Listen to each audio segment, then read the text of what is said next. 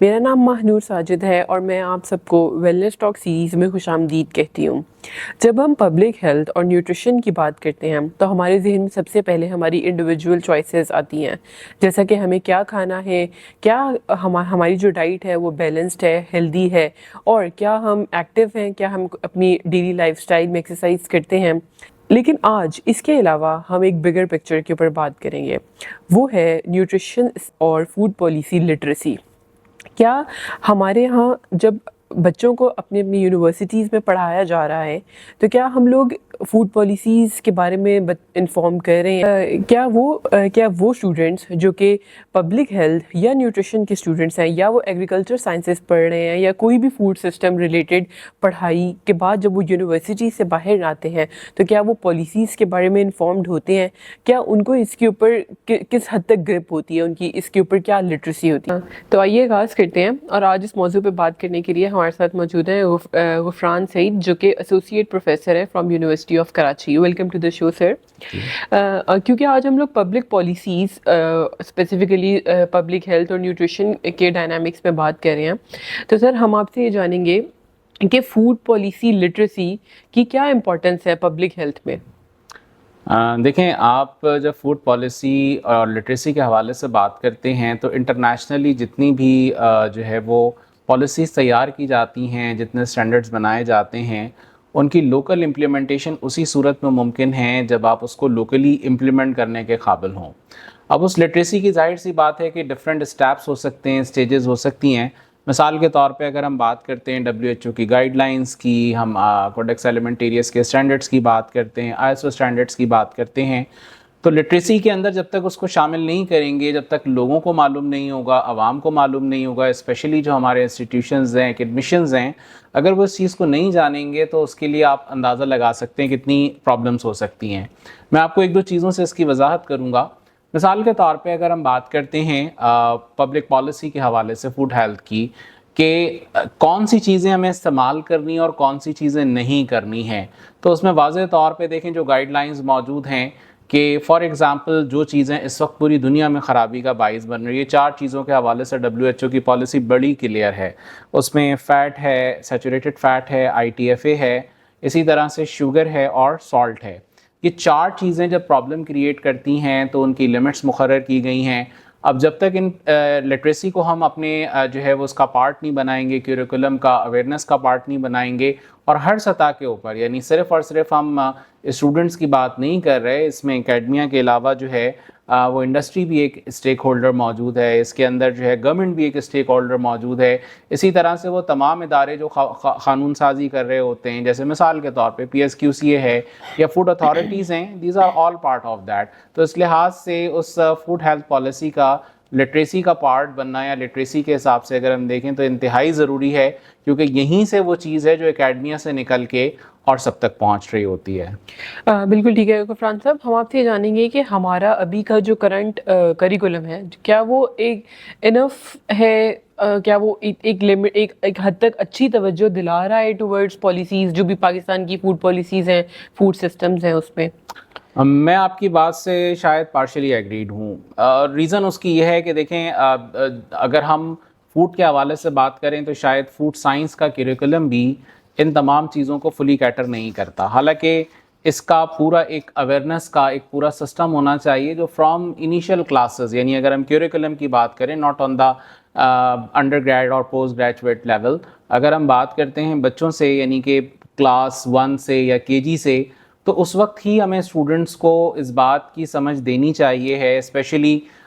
جب وہ لیبل پڑھنا سیکھیں گے، لیبل جاننا سیکھیں گے کہ اگر کوئی پروڈکٹ اٹھا رہے ہیں تو وہ پروڈکٹ ان کے لیے کتنا فائدہ مند ہو سکتا ہے، کتنا نقصان دہ ہو سکتا ہے، اس کے اندر کیلورک ویلیوز کیا ہیں، کوئی ایسی چیز تو نہیں ہے جو زیادہ ان کے لیے نقصان دہ ہو، شوگر کی کنزمپشن زیادہ تو نہیں کر رہے، سالٹ کے کیا امپیکٹس ہوتے ہیں۔ تو اسپیشلی ان چیزوں کو کریکولم کا پارٹ بننا بے حد ضروری ہے۔ مثال کے طور پہ اگر ہم بات کرتے ہیں تو ایک سجیشن یہ ہے کہ کریکولم کے اندر فرام کلاس 1 ٹو کلاس 10، یعنی کہ 10ویں کلاس تک جو ہے وہ اس طرح کا لٹریچر سائنس کے سبجیکٹس میں پارٹ بننا چاہیے، جس میں کم از کم جو بنیادی بیماریاں ہیں، فورٹیفیکیشن کے جو ایشوز ہیں، جس میں اسپیشلی وائٹامن A D کہاں سے پرابلم کریٹ ہوتی ہے، کیا ایشوز ہیں ان کے ساتھ, کیوں کمی ان کی ہو گئی ہے, کیوں فورٹیفیکیشن کا پروسیس کیا جاتا ہے, مال نیوٹریشن کن چیزوں سے ہو رہی ہے, اوور نیوٹریشن کے جو ہے وہ کیا پرابلمز موجود ہیں, اور اسی طرح سے جن چیزوں کے حوالے سے ہم بات کر رہے ہوتے ہیں اسپیشلی فوڈ سیفٹی کے حوالے سے, ان ساری چیزوں کو جو ہے وہ انیشیل لیول کے جو ہے وہ کیریکولم کا سبجیکٹ کا پارٹ بننا چاہیے. اینڈ دین اس کے بعد پھر اسپیشلائز ٹاپکس اور اسپیشلائز سبجیکٹس کے اندر تو یہ ساری چیزیں ایک مین کور کا پارٹ ہونی چاہیے ہیں, جو یقیناً ہمارے ہاں کسی نہ کسی حد تک شاید سبجیکٹ لائک فوڈ سائنس یا نیوٹریشن کی حد تک تو ہم کہہ سکتے ہیں کہ شاید کیریکولم کا پارٹ کور کر رہی ہوں, لیکن جو نیچے سے جو ہے جو ہر ایک کا ضروری ہے صحت کا جو ہے وہ ہونا, مثال کے طور پہ SDG 2, SDG 3 اور اسی طرح سے SDG 12 کی جب ہم بات کرتے ہیں جس میں تینوں چیزیں کور ہوتی ہیں کہ صحت ایک بنیادی چیز ہے, اسی طرح سے غربت میں کمی لانا ایک بنیادی چیز ہے, اسی طرح سے ایگریکلچر کا اچھا ہونا ضروری چیز ہے, سب کو صحت مند چیزیں پرووائڈ کرنا, نرش جو ہے وہ پروڈکٹس ملنا یہ ایک ضروری چیز ہے. تو پاکستان آلریڈی ان SDGs کا جو ہے وہ سائنی ہے, تو اس کا مطلب یہ ہوا کہ یہ گورنمنٹ لیول سے لے کر ہر اس شخص کی ذمہ داری ہے جو یہاں کا شہری ہے, پاکستان کا شہری ہے, کہ وہ ان تمام چیزوں کو نہ صرف سمجھے بلکہ اپنی جو ہے وہ ذات تک بھی ان چیزوں کو جو ہے وہ امپلیمنٹ کرنے کے قابل ہو. تو اس کے لیے ظاہر سی بات ہے کہ کیریکولم کا مناسب حد تک امپروومنٹ کرنا اور کروانا بے حد ضروری ہے, جو from initial stages to the final stages موجود ہوں. بالکل ٹھیک ہے, میں آپ کی اس بات سے اتفاق کرتی ہوں کہ موسٹلی ہمارے انٹرمیڈیٹ لیول یا پھر گریجویٹ لیول پہ تو ایٹ لیسٹ کہیں نہ کہیں نیوٹریشن کی یا پبلک ہیلتھ کی بات ہو رہی ہے, سبجیکٹ ہے, کوئی ایک آدھا چیپٹر ہے, لیکن ہمیں اس کو فرسٹ گریڈ سے ہی اپنے کریکولم میں ایڈ کرنا چاہیے. اچھا, اس کے علاوہ آپ کے خیال میں کون سے ڈسپلن میں ایگزیکٹلی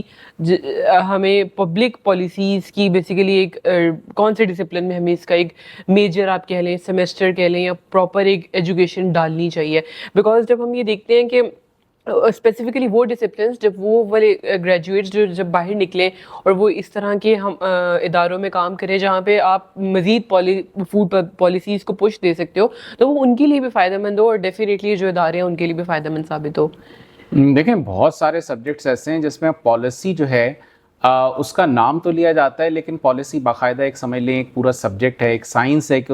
اس کو بنانا, اس پالیسی کو اور اس کو امپلیمنٹ ایک ٹرو وے میں کرانا, ایک پوری سائنس ہے. اچھا, اب اس پالیسی کے حوالے سے ہم دیکھیں تو ہمارے یہاں انکلوڈنگ کہ میں فوڈ سائنس کی اگر بات کروں, نیوٹریشن کی بات کروں, تو شاید پالیسی بنانے کا یا پالیسی کو سمجھانے کا یا پالیسی کو پڑھانے کا کوئی ایسا میکینزم نہیں ہے. یہ سبجیکٹ آؤٹ آف کانٹیکسٹ تصور کیا جاتا ہے, حالانکہ پالیسی کے بغیر تو میرا خیال ہے کوئی بھی چیز نہیں چل سکتی,